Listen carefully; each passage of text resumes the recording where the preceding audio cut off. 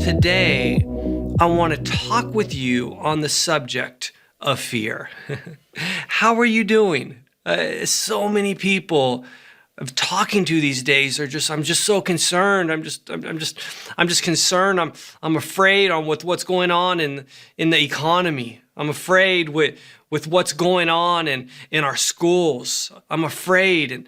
And so how are we going to deal with the fear? How are we going to face the fear? And so today we're talking about why am I afraid?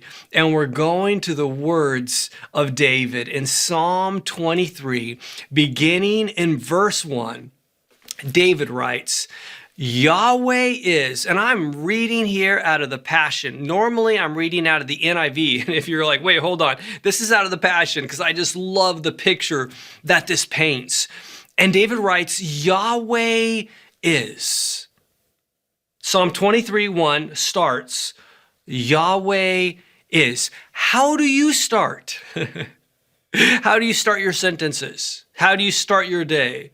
You're like, the world is. You're like, the world is going crazy. You're like, my boss is. You start your workday. My boss is so difficult. Or maybe you wake up and you look at the person next to you in bed and you're like, my spouse is so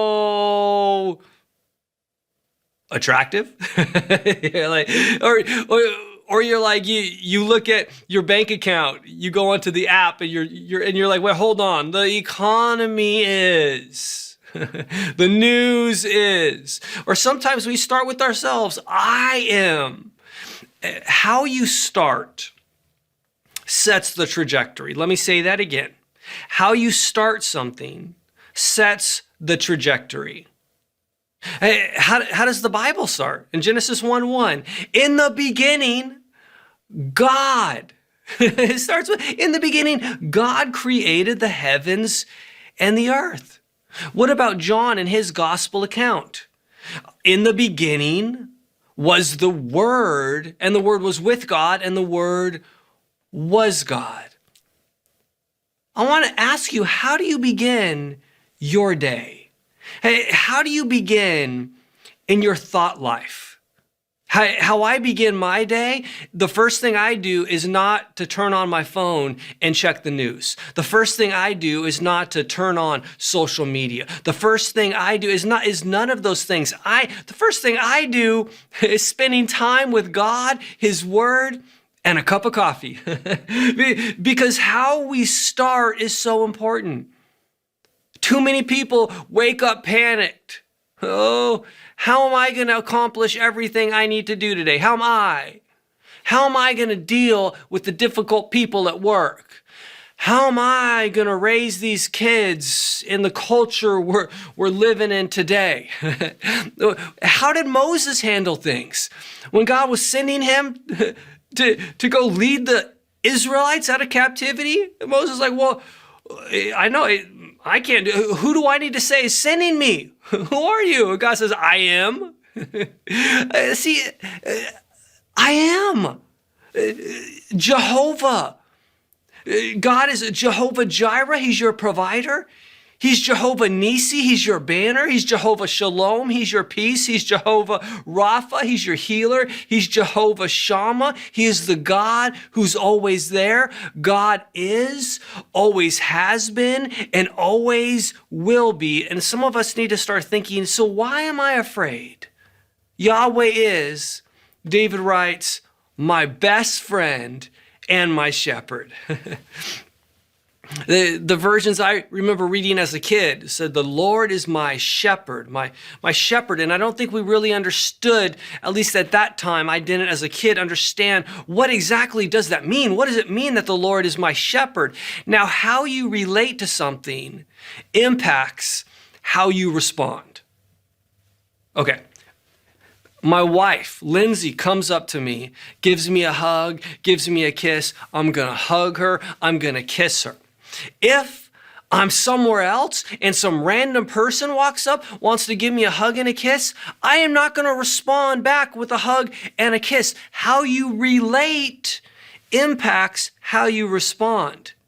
So how do you relate to God?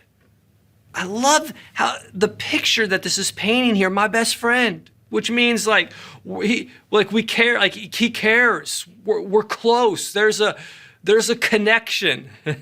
You see BFFs when they're in middle school and they even start to dress like each other. Here's the thing even about our best friends is that like we start to act a little bit like them and we start to talk like them. And that's how we need to be with God. We need to learn like remember the WWJD bracelets? Like what would Jesus do? Like how can we become more and more Christ-like? As a kid, I remember singing the song, "What a friend we have in Jesus." You see, it's this image here, and the image of God as a shepherd begins in Genesis, and it actually continues throughout Scripture. In the promised Messiah in the Old Testament is seen as a shepherd. Now, here's the thing about a shepherd. A shepherd watches over the sheep. A shepherd protects the sheep. A shepherd guides the sheep. A shepherd directs the sheep. Now, this is Psalm 23 we're reading. In Psalm 22, David wrote, and he compared that the enemy is like the enemy is like an animal that is clever and strong. Do you have any enemies? I got enemies, got a lot of enemies, got a lot of people trying to drain me of my energy. It's like in the last few years, I think people are like, I have more enemies than I ever thought I would have. And here's the thing about enemies is they are clever and they are strong. It's not like enemies you're like, they're no, it's like they're clever. And they're not weak, they're strong. And so that's what David is writing about in chapter 22. And in chapter 23, here he's saying like God's people here, we're like sheep. Now here's the thing about sheep. Sheep like bah. Sheep like bah. Sheep are defenseless. If a mountain lion is coming at a sheep, how do you think a sheep's gonna do? Like it can't defend itself. Here's the thing about sheep. Sheep get lost. They just wander off. They head the wrong direction. Here's the other thing. Sheep need constant care. Any parents out there, maybe your kids are really young, or maybe you remember when they were young, and keeping your kids alive was a full-time job. just this last Sunday at church, we were spending some time with friends afterwards, and they have twins, and like not even 2 years old, and they're climbing on chairs, wanting to just like, oh my goodness, we're just trying to keep these kids alive. And I wonder if that's how our shepherd feels about us. And yet here's the thing is that even when we don't know what to do, we know who to go to. So why am I afraid? David continues and says, I always have more than enough. In the King James, it says, I shall not want. And as a kid, I remember thinking, he is crazy. Who's ever writing this? I didn't know it was David at the time. I shall not want. I want things. As a kid, I was like, I want a Lambo. People today are like, I want a big house. People today are like, I want a watch that's all iced out. We're like, we want things, but it's important that we realize God is our shepherd. He's not our sugar daddy. And even when you get those things that you want, whether it be that car, that house, whatever that is, you can get that and you're like, it doesn't satisfy. But what the shepherd provides for us, you need to get this, truly satisfies. Well, you're like, I always have more than enough. Not some of the time, not part of the time. So many people right now, am I going to have enough? Am I going to have enough money to pay the bills? Am I going to have enough money to put food on the table? Am I going to have enough money to put gas in the car? Or am I going to have enough patience to keep dealing with all these people in my life? Am I going to have the wisdom? Am I going to have enough wisdom to deal with how complex culture has become? It's like, David, like, always have more than enough. My grandpa was a mathematician for NASA, as was my step-grandpa. And so I learned early on, anyone know in math, there's the less than sign and the more than sign. This is opposite. So less than or more than, and we think we have less than we need. And it's like, no. We have more than enough. Not just barely enough, not just barely enough. It's like, even when you're like, this isn't enough. Jesus, there's thousands of people here and all we have is a little boy's lunch. It's not enough. And Jesus takes not enough and he turns it into more than enough. So why am I afraid? Verse 2, David writes, he offers a resting place for me in his luxurious love. Have you got any offers? Like in the mail, you get these offers for timeshares. Come sign up and sit through this 2-hour timeshare presentation, and for $150, you get 3 nights at the luxurious place and a $250 credit to spend on food. And you're like, wait, these offers. Every time I'm flying now, at the end of the flight, we'd like to make you a special offer today, they announce. If you want to sign up for the credit card, you can get this many miles, which is good for 2 round-trip tickets. Yes, you heard me right. 2, it's an offer. Or maybe you get, other kinds of credit card offers. But here's the thing. Those offers are available, but you got to activate the offer. How do you activate it? By accepting the offer. And I wonder if we're accepting what the world offers. And it looks good, but then we discover very quickly, it looked good, it sounded good, but it quickly turns bad. Not what God offers. What God offers, it is good and it keeps getting better and better. Here's the thing. The good shepherd knows where to pasture his flock. And I wonder if we've allowed the government to be our shepherd. And I wonder if we've allowed culture to be our shepherd. And I wonder if we've allowed that news anchor, whether it's CNN, Fox News, MSNBC, we've allowed that person to be our shepherd. And we're like, wait, hold on. What is going on? Wait, hold on. God is our shepherd. Knows where to lead us, knows where to take the flock away from disease, away from danger. Maybe you're right now at a restless place. I can't sleep. I feel agitated during the day at work with my family, but God can take us from a restless place, to a resting place. And I want you to know that the resting place is not the absence of struggles. It's the presence of God's love. Ooh, I love it. It says it here in this version that it's a luxurious love. Luxury. You ever stayed at a luxury hotel? I remember years ago when I took Lindsay to Paris. And I got a great deal at a hotel in Paris. And we went to check in, and you walked in and you're like, whoa, this is a luxury hotel.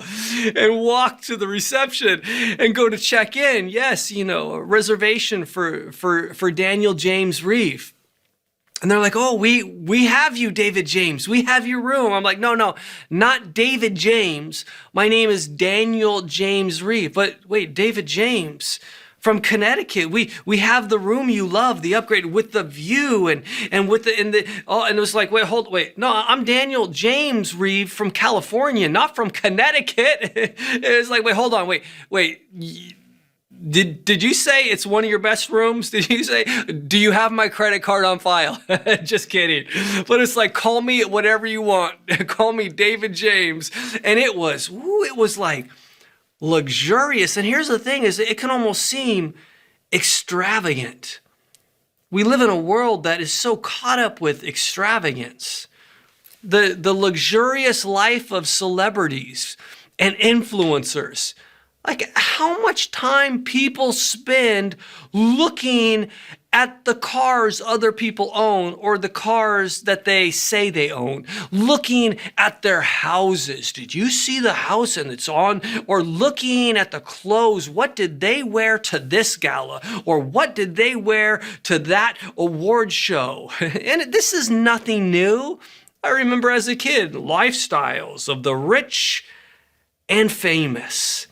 And we get so caught up with the luxurious life of celebs, but it's like what really makes a difference is living in the luxurious love of God. Because in God's love, I'm secure. In God's love, I'm safe. In God's love, I am comforted. In God's love, I am protected. Even when the world seems restless, it's in God's love that I find rest. So why am I afraid?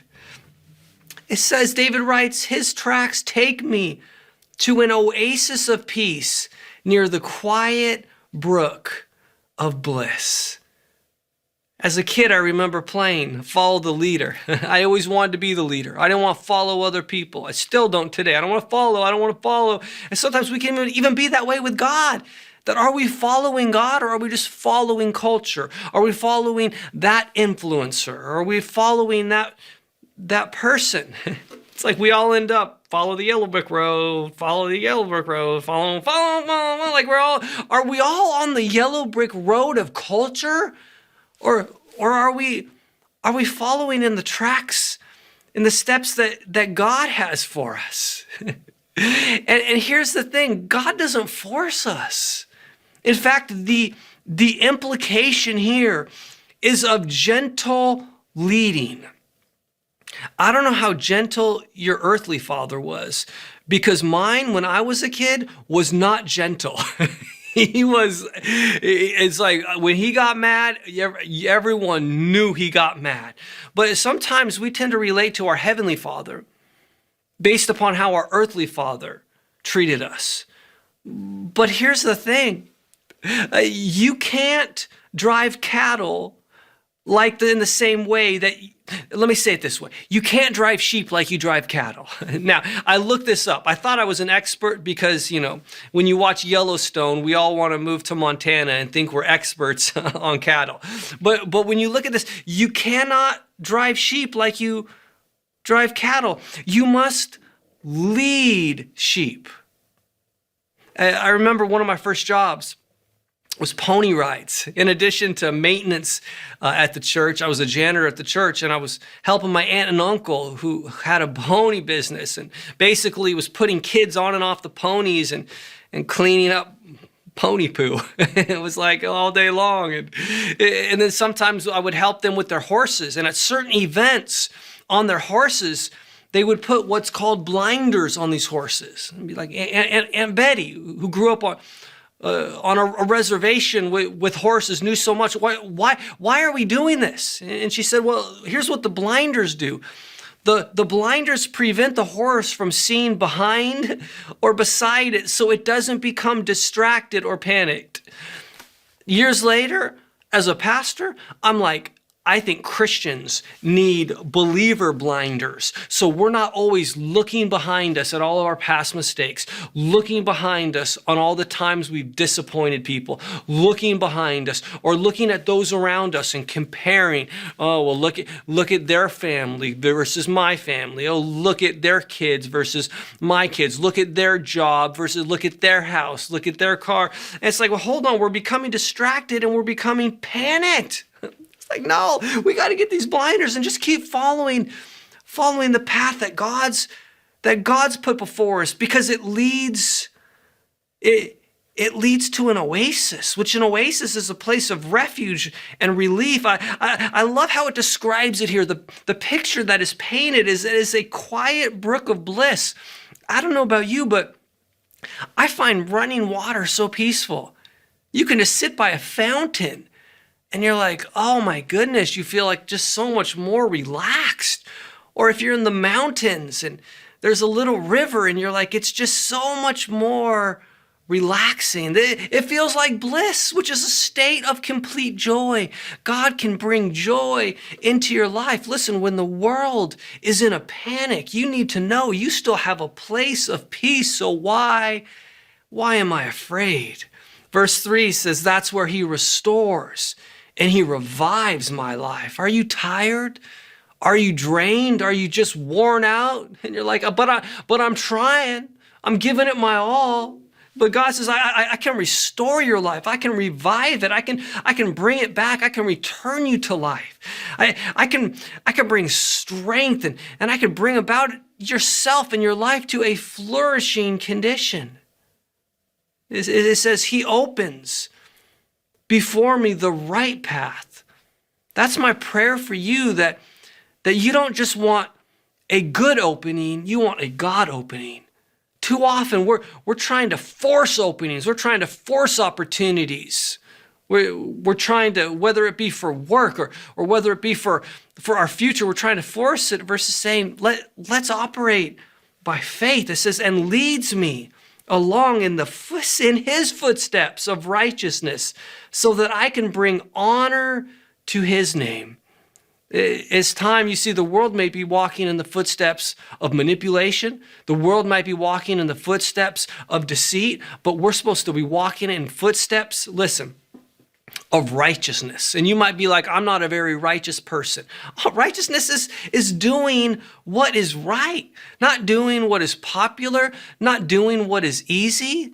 And as a child of God, we have a righteousness that is not our own. Even in your life right now, opportunities might seem to be closing, but God is opening new ways if you keep walking in the footsteps, keep walking in the path that he's set before you. Verse 4 says, even when your path takes me through the valley of the deepest darkness, fear will never conquer me. For you already have. I love it because right here, David shifts. He was talking about God, but now he's talking to God. There's a time to talk about God, and there's a time to talk to God. Maybe you've been talking all about God did in the past and all about you're asking God for right now. But what if you start talking to God right now? And what if what kind of faith do we have? And what if we could have faith like David articulates here? Even when your path takes me through the valley of the deepest darkness. You see, there's a difference of faith that's only if faith versus even when. Sometimes people are like, oh, only if God heals my mom will I keep following him. Only if God restores this relationship will I keep serving at church. Only if I get that raise. Only if the upcoming election goes a certain way. It's like, hold on, what about if we have faith like David, even when I walk through the darkest valley, even when I'm sick, even when I'm jobless, even if I get evicted, even if I'm rejected, even if I'm totally misunderstood, even if I am lied about. Oh, even when I walk through the valley of the shadow of death. This reminds me of Coolio. As I walk through the valley of the shadow of death, I take a look at my life. Some of us know more Coolio than we do Bible. But it's like even when I'm on the mountaintop, but also even when I'm in the valley. Even when things are bright, but even when things are dark. This is saying I'm going to have a faith that is committed, not conditional. That's a big, some of us, it's conditional. Only if versus God, even when my life is in a dark place, I'm going to keep following you because you are the light of the world. It says your authority is my strength and my peace. The comfort of your love takes away my fear. I'll never be lonely, for you are near. You see, people's authority has limits. God's authority does not. God's authority is limitless. And so often we focus on our ability and how our ability falls short and how what we're facing and now the ability we have, it's like, how are we going to move things forward? But it's not based on our ability. It's based upon God's authority. Because even when my ability fails and falls short, God's authority never will. Maybe you're facing right now an inside enemy. Maybe you're facing fear and loneliness. You see, you could even be around people, but still be afraid and still be lonely. I've talked with some people, it's like, I'm so lonely. Once I get married, I won't be lonely anymore. It's like, that's not the case. And then they get married and they're like, now I'm even lonelier, because you can be around people and still be lonely. It's like, but God, I need you.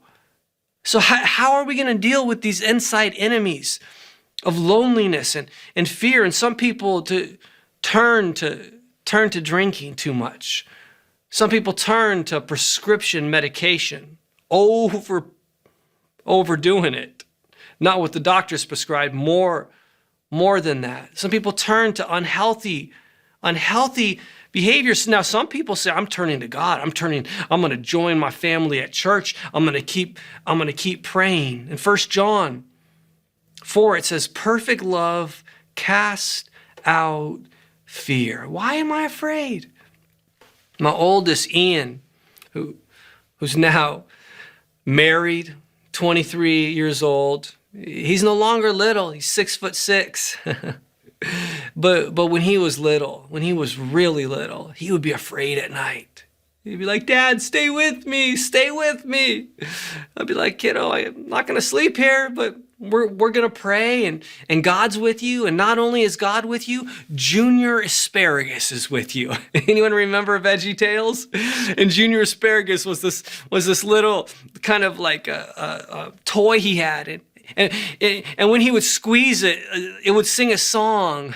I'm not scared. Nah, nah, nah. And it would go, God is bigger than the boogeyman. He's bigger than something. I forget. Godzilla. That's it. He's bigger than Godzilla and the monsters and TV. Oh, God is bigger than and he's here for you and me. Something like that. It'd be like, kiddo, you don't need to be afraid. You don't need to be. He's like, but I am afraid. What he didn't know is I'm just outside his room. And I wonder how often we're like that with God, is we don't need to be afraid because God is right there with us, even when we don't see him. Even when I think I'm alone, I don't have to be lonely, and I'm not, because God is with me. He says, you become my delicious feast, even when my enemies dare to fight me.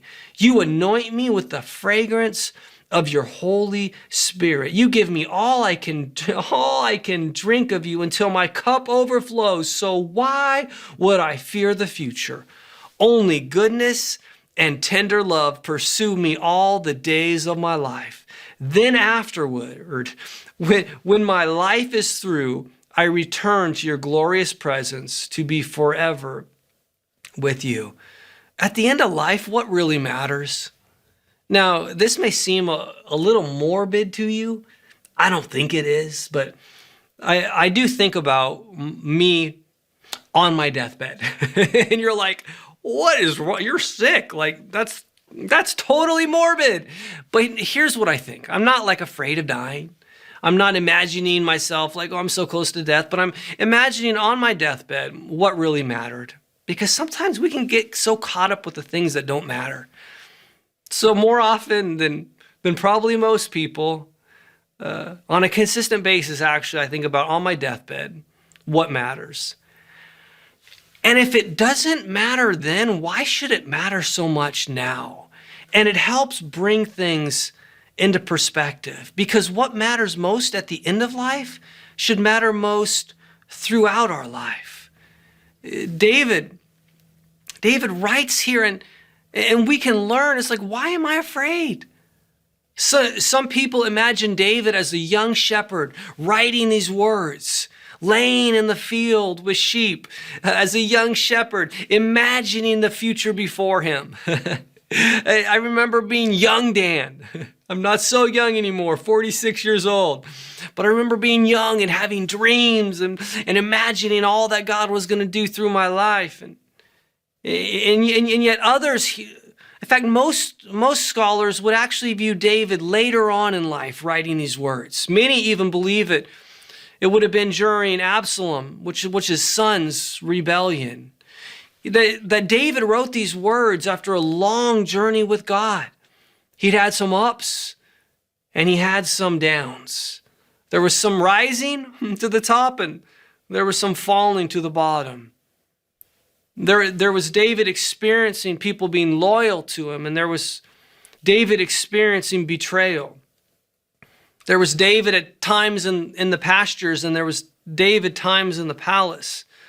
There's David taking down a bear, and there was David being taken down internally by Bathsheba. There was David killing Goliath, and then there's another moment where King Saul was trying to kill him. It's like he had the ups and he had the downs.